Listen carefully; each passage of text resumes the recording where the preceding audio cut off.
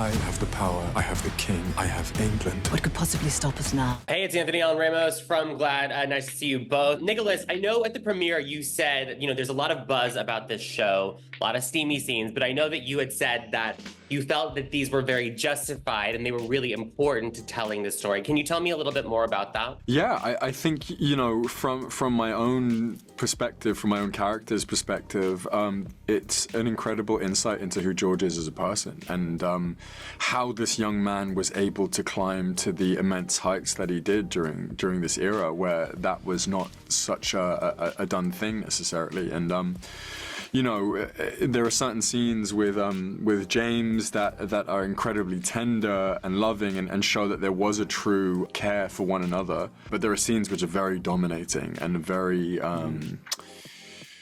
almost Machiavellian in nature. We see George's exploits in Spain later on in the series. And the flip side of that is, we also see his tenderness with, his first love as well. And so I think all of our scenes in the show that are of intimate nature really tell a story into these characters and who they are in their most intimate moments, I suppose.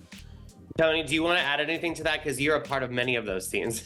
Yeah, no, indeed. I think to reiterate what Nick said, it's sort of multifaceted.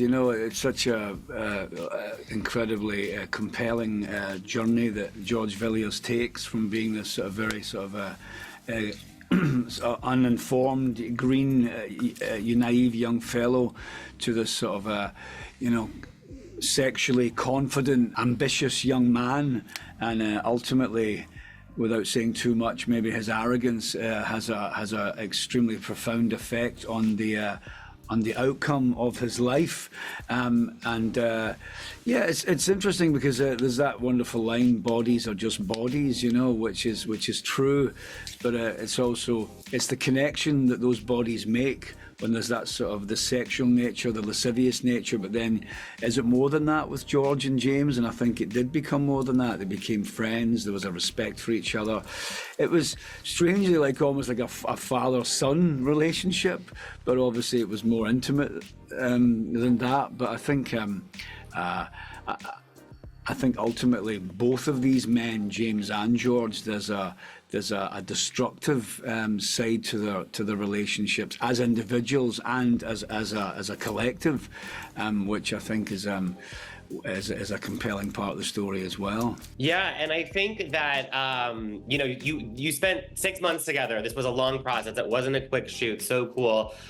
Nicholas, I know you joked that Tony's kind of like this historian on set and really loves all of the history, but some of it may not always be accurate and true. What was it like to kind of be very specific? Yeah. One time I have to told him one story. There was one occasion which I never let him live down, but I have to say, Tony's his insight into this character and the way he completely immersed himself in the history of who James was, was nothing short of impressive. And I think, in his performance, you see every moment of James's difficult reign, his pacifism, but struggling to sort of rule in a certain capacity at times when his whims kind of got the better of him, whether it was his drinking or his hunting or whatever. It's just such a multifaceted performance that I'm sure you were able to build partly in help of the King's Assassin, the great text that we used. And knowing so much of James's history. Yeah. No, and also to mirror that, the evolutionary path that George takes as well. The King's Assassin, there's not a lot about his mother, Mary Villiers, in the novel.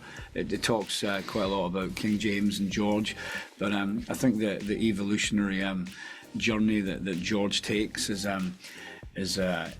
one that should be told because it's such an unknown story of Mary and George and King James and many other characters that I hope that people watch the show and are historically informed and entertained at the same time. Yeah, well, thank you so much for the time. The show is great. I can't wait for everyone else to see it.